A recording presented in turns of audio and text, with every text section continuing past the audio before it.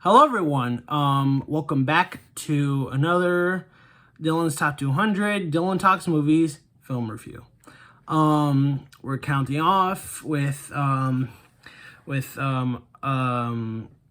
can't speak, with my top 200 films. So we're kind of finishing off the 60s. We covered the late 30s, the 40s, 50s, and then we're just finishing off the 60s with arguably the greatest science fiction film ever made, and that would be 1968's Stanley Kubrick's 2001 A Space Odyssey.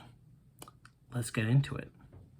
So, 2001 Space Odyssey, based on the, well, not based because the book came out during the film, so based on a book by Arthur C. Clarke, one of the greatest science fiction writers ever, directed by Stanley Kubrick, of course. It stars Cara Duella, Gary Lockhart, William Sylvester, and Douglas Rain as the voice of Hal. So, 2001 Space Odyssey takes us on a science fiction journey from the evolution of man to artificial intelligence to extraterrestrial life, basically.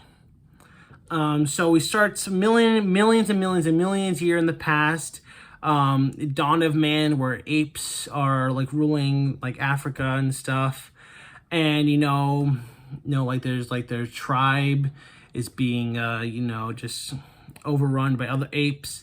And then one day these apes come across this mysterious object, this long, big, life-size, rectangular black monolith. And basically they touch it, they sense energy of it, they go nuts, they're praising it, and basically because of it, they found one of the apes find this bone, and it's using it as a tool, and that was like one of the first discovery of tools known to man. Excuse me. Uses that tool as a weapon against the other apes. And then this is like cool transition shot where the ape throws the bone up in the air, and then it just cuts like that to a satellite similarly shaped like the bone, traveling through space. We're in the far future. This film came out in 1968. This is 1999, basically. The future, man has discovered space travel, and this was 1 year before the July 16, 1969, the moon landing, the Apollo moon landing, with Neil Armstrong. Which I'll talk about in a little bit, which has to do with 2001. If you know, you know. So moving on, we find out space travel, the space stations, and basically this doctor named Dr. Floyd has a meeting with a bunch of astronauts, saying that they found a mysterious object on the moon. That's been dug up in a crater, which is another monolith. And so they figure out what this is, and they find it, and then it starts giving off weird vibration and transmission. Then 18 months later, in the year 2001, there's this group of this space exploration crew on the Odyssey, are traveling to Jupiter for a mission, and they're accompanied by Dave and Frank, two astronauts, and the other three crew are in suspended animation, cryosleep, and they are assisted by the HAL 9000 computer, also known as HAL, who is an AI with human personality, basically. So they're on this mission, and the special effects really hold up, groundbreaking at its time. And then Hal's has some suspicions, and had feelings about this mission. He heard about the rumors about something being dug up on the moon, and he noticed that like there's something wrong in the ship, that there's an error, and then Frank and Dave find out like there is no error, like Hal's lying because another Hal in back on the space station near Earth said there was a malfunction with it. So Frank and Dave like have a private conversation from Hal, saying that they should disconnect Hal because it's not working out. But little do they know, Hal can read lips. And basically, he catches on what they're doing. So Hal becomes frustrated right this because he cannot jeopardize the mission. So he kind of tricks Frank into going out in space and fixing the thing. And basically, Hal controls one of the Eva pods and unplugs Frank's like air support system in his helmet and just goes flying off. And then Dave tries to go get his body, and then meanwhile Hal just kills the 3 other crew members that are in the suspended animation. And then one of the most iconic scenes, Dave wants to get back on the ship, like, please open the pod bay doors, Hal. And then Hal's like, I'm sorry, Dave, I'm afraid I can't do that. And they go into this whole thing saying like, what are you talking about? He's like, I know what you and Frank were trying to do. You're trying to I read lips that you're trying to disconnect me. I can't let you jeopardize this mission. It's too important. And so Dave finds a way to get into the manually get into the ship with the airlock. And of course, you know, Hal's turned off all the oxygen support in the ship, so he's with his helmet. So Dave goes to Hal's like little chamber support system, and just slowly, one of the craziest, one of the like most painful like death scenes in like science fiction films ever, and it's from AI because he's slowly like these little files and data that Dave is just slowly unscrewing and unplugging and disconnecting. And then we see Hal dying and just like, Dave, please don't. I'm afraid. Please, let's talk about it. I'm afraid. And then he loses memory. He's like, good afternoon. I, in the HAL 9000, can I sing you a song? And what's really crazy about this, and this has to do with me, according to the movie, Hal said that he became operational on January 12th, 1992. And for those who don't know, January 12th is my birthday. And that's not the craziest thing. I was born in 2002, and Al came operational in the film, fictionally, in 1992. So theoretically, Hal was born exactly 10 years before me. Theoretically. That's pretty crazy, if you ask me. And so, you know, Hal is slowly dying. He sings the song Daisy Bell, and Dave's just slowly still disconnecting Hal, and then Hal's voice is coming distorted and slow. He's like, Daisy, Daisy, give me your answer to and just goes down and down and down, and then Hal dies, and then a pre-recorded message comes up while Dave watches and says that the mysterious monolith that's been found on the moon has sent out a radio transmission towards Jupiter, where the crew is heading. So when they go to Jupiter, there's a giant monolith. There's a third monolith hovering around Jupiter, and Dave decides to go into the ship in one of the Evapods and goes after the monolith. And this is one of the craziest, like, mind-tripping LSD sequences in all film.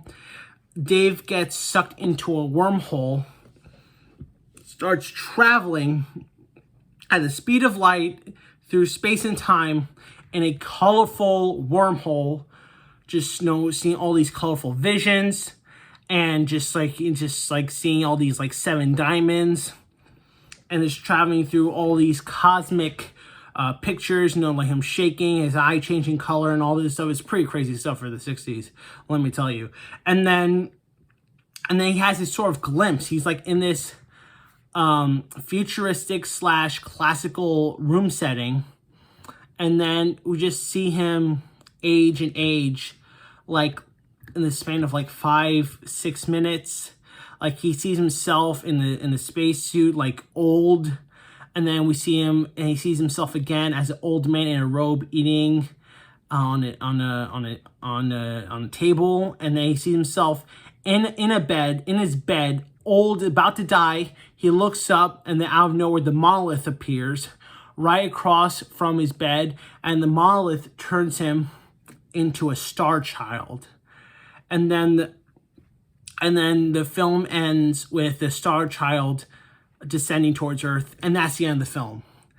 Like, as you can tell, that's pretty confusing. And people, including me, I still don't get it, but it's beautiful, it's amazing. And I know that a lot of people walked out on this film back in the 60s, like, what is this? What is this film? Like, it makes no sense. And and it's just so beautiful. Like, the special effects hold up.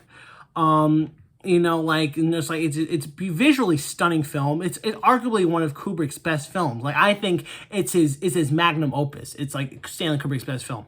Amazing. And they had a sequel of it. It has a sequel to the film called 2010 with Roy Schneider from Jaws, and that was a sequel. It didn't do so good, really, basically. But yeah, so like 2001 is such a great film, and the classical music they use so many classical songs. They use the Blue Danube. I forgot what song it's called. It's the Jupiter one, where like the vocal voices like start rising up. It's like haunting, scary music. And then, of course, the main theme, it's called, I think it's also Sprach Zarathustra. I think that's what it's called, by Strauss, I believe. Beautiful classical music in a sci-fi film. Like back then, like those two wouldn't go together, but Kubrick made that happen. And of course, I mentioned back in my Dr. Strangelove video that I went to a Stanley Kubrick exhibition in LA when I went to visit my sister. It was so cool. They had all the 2001 props. They had models of like the monolith. They had the actual space helmet that was worn by the actor who played Dave. They had like a masks of the ape men. They had like the bones. They had a model of the Odyssey ship. Like, it's long as hell, and it had like a model of the Star Child. I was like, this is cool. This is amazing. And so, finishing off the video, I just want to mention, I mentioned about how this film was a year before the moon landing in 1969. So for those you don't know, you probably know this, that there's one of the popular conspiracy theories in American history is that the moon landing from 1969 that was televised was fake, and the person who helped do it, that they think they did it. Well, we don't say if it's true or not, but they say that the person who helped was Stanley Kubrick. Now, because Stanley Kubrick, I think he won like a special achievement in the film, won an Oscar for a special achievement effects. And Kubrick still has that Oscar. I think I saw it once at the exhibition. So basically, that Kubrick helped film the moon landings on a set, and they made it look like, and because of the special effects work on 2001, he helped faked it, and thinking that we didn't actually go to the moon. And they kind of explored this in they kind of like mentioned this, not the Stanley Kubrick part, but they mentioned that the moon landings were fake, the Apollo moon landings were faked in the Christopher Nolan film Interstellar, which that's going to be a film review coming up very, very later on, which was one of the sci-fi films that 2001 definitely had greatest impact on, a big influence on it. That was a major inspiration. And you know, like there's like videos and stuff of people claiming that Stanley Kubrick did fake the moon landing. Some people say it's BS, like it's all the different things. And what's really cool and what's really interesting is that there's this documentary called Room 237. It's basically like a documentary about The Shining, which is another film review that's coming up very soon. Basically that there's still hints in The Shining that that hint that Kubrick faked the moon landing. So like, for example, I know I'm talking about Shining was about 2001, but I'm like kind of segueing it just to finish this off. So basically, at some point in the film, Danny in The Shining wears a sweater that has a rocket ship that says Apollo 11 on it, and he's playing with these toy cars that look like the vehicles around like a launch set. And basically, the scene where the ball rolls down the hallway and he goes into room 237. In actuality, the distance from the Earth to the moon is 237,000 miles. I know. Just take that in for a minute. And people say he did fake the moon landing. People say he didn't fake the moon landing. I just thought it'd be interesting to talk about. Like, we don't really know. I mean, like, I believe he went to the moon, but, like, some part of me thinks that maybe Kubrick did have some involvement in it, you know, like, real or fake. I mean, we don't know. But 2001 Space Odyssey, great science fiction film. If you guys have not seen it, please see it. It might be confusing, might be trippy, it might be like, what is this movie? But it's so good, I promise you. 10 out of 10 film. Amazing. That's my review. This is a long video, like, almost 17 minutes. So yeah, don't forget to like, comment, and subscribe for more content. I'm on Instagram. You can follow me there. You can follow me on Twitter. I'm on Letterboxd. That's pretty much it. Hope you guys like this. 2001 Space Odyssey, great Kubrick film. 10 out of 10 for me. Hope you guys like this video. And over and out.